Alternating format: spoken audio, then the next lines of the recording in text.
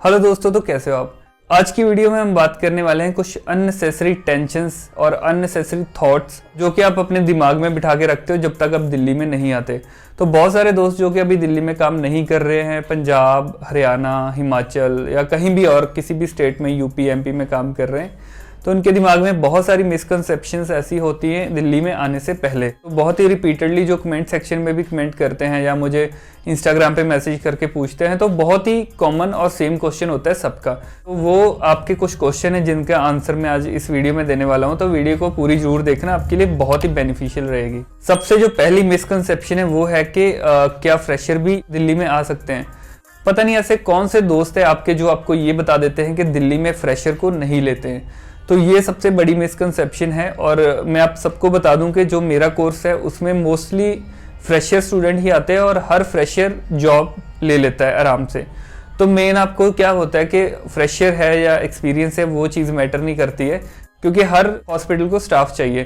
तो जो experience staff है वो कम ही हॉस्पिटल छोड़ते हैं, अगर छोड़ते हैं तो किसी प्रॉब्लम की वजह से, अदरवाइज नहीं छोड़ते। तो इसलिए हर हॉस्पिटल को स्टाफ चाहिए और फ्रेशर स्टाफ भी चाहिए। लेकिन चाहिए क्या उनको? नॉलेज वाला बंदा। अगर आपको ये नहीं पता है कि नॉर्मल टेम्परेचर, नॉर्मल बीपी क्या होता है, ब्रेडिकार्डिया, टैकीकार्डिया क्या होता है ना, और शॉर्टनेस ऑफ ब्रेथ क्या है, डिजनिया क्या है, ऐसी वाली चीज़ें भी अगर आपको नहीं पता तो आप कैसे एक्सपेक्ट कर सकते हो क्योंकि फ्रेशर को आपको वो ले लेंगे।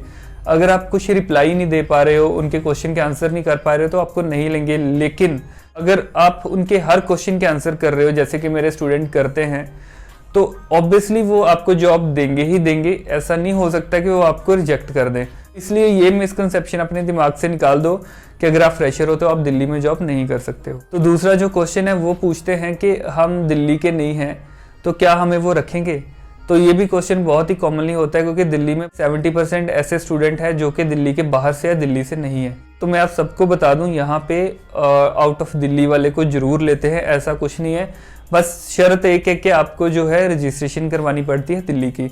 अदरवाइज कोई भी ऐसी मतलब प्रॉब्लम नहीं है कि आप साउथ से हो या आप नॉर्थ से हो या आप ईस्ट वाली साइड से हो, कहीं से भी हो आपको जरूर लेंगे, क्योंकि दिल्ली में सबका ही वेलकम है। कोई भी हॉस्पिटल में आप साउथ का बहुत सारा केरला का स्टाफ देखोगे भरा पड़ा है, ईस्ट मणिपुर वाला स्टाफ देखोगे भरा पड़ा है, हरियाणा का है, दिल्ली का है, यूपी का है, पंजाब का है। हर जगह पे आपको हर हॉस्पिटल के अंदर हर जगह के लोग मिलेंगे। तो तीसरी सबसे बड़ी मिसकंसेप्शन है कि दिल्ली बहुत ज़्यादा महंगी है। तो ये मैं आप सबको क्लियर कर दूं कि दिल्ली महंगी नहीं है। मेरे हिसाब से दिल्ली बहुत सस्ती है, पता है। क्योंकि देखो, दिल्ली में अगर आप रह रहे हो, दिल्ली में अगर आप काम कर रहे हो, आप जितना महंगा, जैसे आपने वो कहावत तो सुनी होगी कि जितना गुड़ डालोगे उतना ही ज़्यादा मीठा होगा।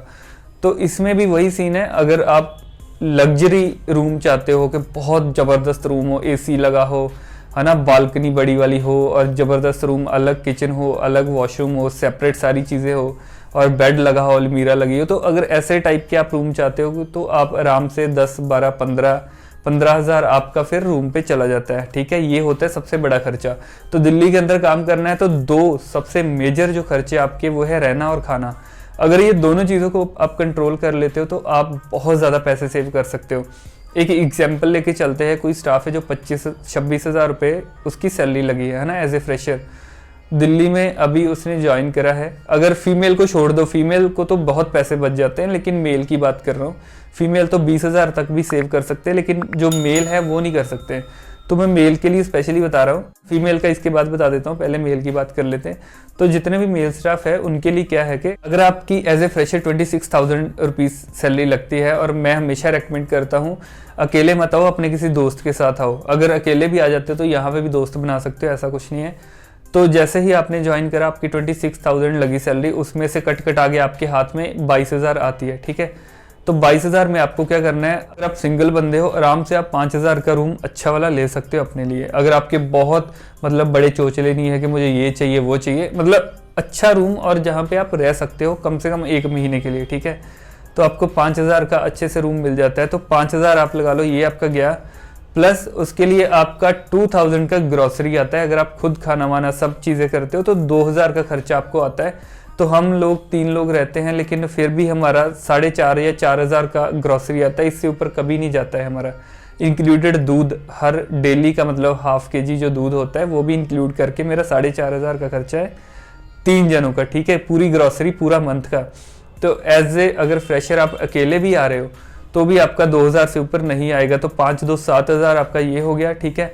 21 में से 7 निकाल देते 14,000 आपका पीछे बच जाता है।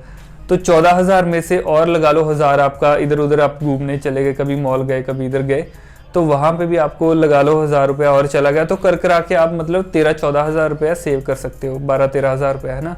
लेकिन अगर आप फीमेल हो तो आपके लिए काफ़ी अच्छे बेनिफिट्स है, क्योंकि हर हॉस्पिटल आपको स्टे करने के लिए हॉस्टल देता है, प्लस खाना भी मिलता है। तो हॉस्टल का प्लस खाने का जो खर्चा है वो अराउंड 2500 से 3000 होता है, दोनों चीज़ें इंक्लूडेड। तो अगर आपकी सैलरी 26,000 लगती है, उसमें से आपको 22,000 मिल रहा है, 22 में से 3 और काट दिया आपने ये दोनों चीज़ों का, तो आपके पास 19,000 बचता है। 19 में से और आपने 1000-1500 मोबाइल का रिचार्ज, वाईफाई का रिचार्ज और ये सारी चीज़ें, तो आप अराउंड मतलब वही है 16-17,000 आराम से सेव कर सकते हो। तो इतने पैसे बच जाते हैं। लेकिन अगर आप यूपी, एमपी, पंजाब कहीं और काम कर रहे हो तो आप मुझे 17-15,000 रुपया भी बचा के, 15 छोड़ो 10,000 रुपया सेव करके दिखा देना कि हाँ भाई मैं 10,000 रुपया सेव कर रहा हूँ, कभी नहीं होगा। तो उसके बाद ये मिसकंसेप्शन भी बहुत लोगों को होती है कि हमें इंग्लिश नहीं आती, हम कैसे जॉब कर पाएंगे, है ना, हम कैसे इंटरव्यू क्लियर कर पाएंगे। तो ये भी बहुत बड़ी मिसकंसेप्शन है। मैं ये नहीं बोलता हूँ कि इंग्लिश जो है वो आपके इंटरव्यू के ऊपर इम्पैक्ट नहीं डालती है, इम्पैक्ट जरूर डालती है, लेकिन ओनली 20-30%, ठीक है।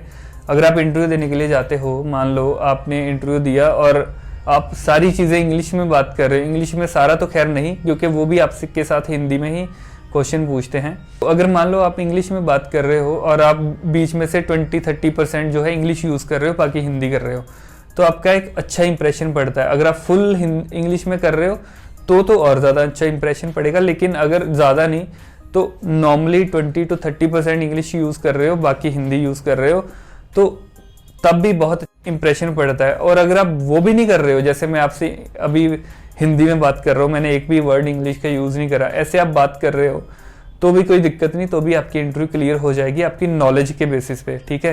तो ऐसा नहीं है कि अगर आपको इंग्लिश नहीं आती तो आपको कुछ नहीं आता, या फिर आप जहाँ पे जॉब कर ही नहीं सकते, ऐसा नहीं है। तो आप आराम से जॉब कर सकते हो अगर आपको इंग्लिश नहीं भी आती तो इसके बाद एक और भी मिसकंसेप्शन है जो कि बहुत सारे स्टूडेंट कई बार पूछते हैं। वो मेरे हिसाब से उनका पूछने का जो रीज़न होता है वो ये होता है क्योंकि वो अपने आप को ये सोचते हैं कि हम दिल्ली में नहीं रहे हैं, दिल्ली की लाइफ हमें पता नहीं है, पता नहीं दिल्ली की लाइफ बहुत हाई फाई है। मतलब आपने बहुत बार फ़ोन में, आपने न्यूज़ में या बहुत सारी ऐसी चीज़ों में आप देखते हो कि दिल्ली की जो लाइफ है बहुत हाई फाई है, हम पता नहीं वहाँ पे रह पाएंगे कि नहीं, हम पता नहीं वहाँ पे इंटरव्यू क्लियर कर पाएंगे कि नहीं, हम पता नहीं वहाँ पे कैसे उनके साथ इंटरेक्ट करेंगे। तो मेरे भाइयों ऐसा बिल्कुल नहीं है। दिल्ली में भी आपके जैसे हमारे जैसे ही लोग रहते हैं। हम भी जब आए थे हम भी सोच रहे थे पता नहीं क्या है दिल्ली, क्या है दिल्ली। जब आए यहाँ पे पता चला दिल्ली कुछ भी नहीं है, क्या है, वही सेम चीज़ें, वही सेम हॉस्पिटल इन्वायरमेंट वही है। बस ये है कि थोड़ा सा इंफ्रास्ट्रक्चर अच्छा है यहाँ पे, है ना, और माहौल यहाँ का थोड़ा सा ऐसा है कि हर बंदा वेल एजुकेटेड आपको अपने आप को दिखाता है, चाहे हो चाहे ना हो, वो तो अलग चीज़ है। लेकिन हर बंदे की जो लाइफ है वो थोड़ी अच्छी है, हर बंदे की सैलरी अच्छी है। जितनी उनकी ज़्यादा सैलरी है उतने वो ज़्यादा खर्चे करते हैं और उतना अपने आप को हाई फाई दिखाते हैं। तो ऐसा भी नहीं है, आपकी अगर नॉलेज है तो आप आराम से यहाँ पे आओ, आपको अपने जैसे ही लोग सारे मिलेंगे, ठीक है। 10-15% ऐसे लोग मिलेंगे जो आपको ये फील करवा दे मे बी कि आप जो है पता नहीं कहाँ से ही आ गए हो, है ना, दिल्ली में।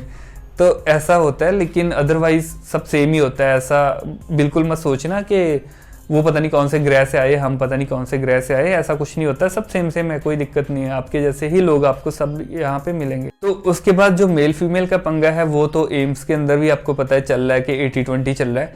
लेकिन आपको मैं बता दूं प्राइवेट हॉस्पिटल के अंदर भी ये चीज़ें ज़रूर होती है। अगर आप ये सोचो कि मेल फीमेल में कोई वो करते नहीं है, करते हैं। जैसे मैंने प्रीवियस एक वीडियो में आपको बताया था कि मैं मैक्स में इंटरव्यू देने गया था, तो वो जो फीमेल स्टाफ था उससे कुछ ज़्यादा पूछा नहीं, 1-2 क्वेश्चन पूछे बीपी की और पल्स की नॉर्मल वैल्यू। और एज ए फ्रेशियर मैं गया था, तो क्योंकि मैं मेल था तो मेरे से उसने कम से कम 8-10 क्वेश्चन पूछे। तो एक फ़र्क तो होता है। देखो ये नहीं है कि जैसे एम्स में है, अगर आप रैंक अच्छा ले लेते हो तो आपको लेना ही लेना है उनको, चाहे आप मेल हो चाहे फीमेल हो। तो इसी तरह से यहाँ पे भी है, जैसे मैंने अच्छे से आंसर कर दिए तो उनको मुझे लेना ही पड़ा, क्योंकि उनके पास कोई रीज़न नहीं था मुझे मना करने का।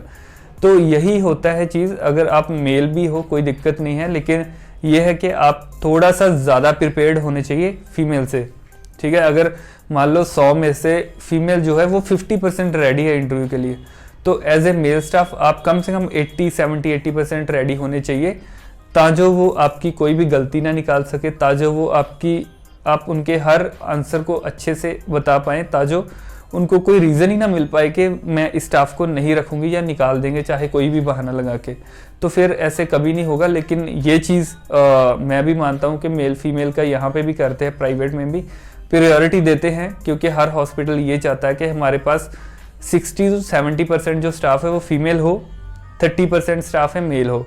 लेकिन अगर आप फुली रेडी हो, आपने अच्छे से पढ़ लिया है, जैसे क्योंकि मेरे पास बहुत सारे मेरे कोर्स में बहुत मेल स्टूडेंट है जो कि सारे क्लियर हो भी गए हैं आराम से, उनको कोई दिक्कत नहीं आई क्योंकि उन्होंने हर चीज़ का आंसर कर दिया जो उनसे पूछा। तो ऐसे ही अगर आप भी करते हो तो कभी भी ऐसा नहीं होगा आपके साथ कि आपको नहीं लेंगे, और फ्रेशर को जरूर ले लेते हैं, ऐसा कुछ नहीं होता है। अगर मान लो आपने 4 हॉस्पिटल में इंटरव्यू दी, 4 में से 2 बंदा तो आपको ले ही लेगा। तो दोस्तों यही मोस्ट आस्किंग क्वेश्चन थे जो आप मुझे डेली पूछते हो, तो इसलिए मैंने ये वीडियो बनाई कि आप ये क्वेश्चन को अच्छे से मैंने इलेबोरेट करा है, तो आप देख लो और आपके सारे डाउट क्लियर हो जाए दिल्ली में आने से पहले। तो दिल्ली में आना चाहते हो तो वेलकम है, आप भी आराम से आओ, दिल्ली में जॉब करो, कहीं भी किसी भी हॉस्पिटल में ज्वाइन कर सकते हो। बहुत सारे हॉस्पिटल्स में वैकेंसीज है। अगर आपको इंटरव्यू क्लियर करने में कोई दिक्कत हो रही है, अगर आपको ये लगता है कि यार मैंने नर्सिंग के दौरान पढ़ाई नहीं करी और अभी मैं कैसे पढूं, कौन सी बुक्स उठाऊं, तो आपको कोई बुक पढ़ने की ज़रूरत नहीं है, आपको कोई और पढ़ाई करने की ज़रूरत नहीं है। जस्ट आप मेरा कोर्स ज्वाइन कर सकते हो, उसमें मैंने सिलेक्टेड चीज़ें ही डाली हैं जो इंटरव्यू में पूछेंगे, तो आपको कोई दिक्कत नहीं आने वाली। कोर्स ज्वाइन करके आप आराम से 5 से 6 दिन के अंदर अंदर अपनी इंटरव्यू क्लियर कर सकते हो। तो दोस्तों कोर्स ज्वाइन करने के लिए लिंक नीचे डिस्क्रिप्शन में है और व्हाट्सएप का नंबर भी नीचे दिया हुआ है, वहाँ से डायरेक्ट आप मुझे व्हाट्सएप पे मैसेज कर सकते हो कि आपको कोर्स ज्वाइन करना है। तो आगे का स्टेप मैं आपको फिर वहीं पे बता दूंगा। तो इन सारे क्वेश्चन के बिना कोई और आपके माइंड में डाउट हुआ कि यार ये चीज़ नहीं इन्होंने बताई, तो आप नीचे कमेंट सेक्शन में बता सकते हो, मैं जरूर उसके ऊपर भी वीडियो बनाऊंगा या फिर आपको वहीं पे डाउट क्लियर कर दूंगा। तो दोस्तों मिलते हैं अपनी नेक्स्ट वीडियो में, तब तक के लिए बाय बाय।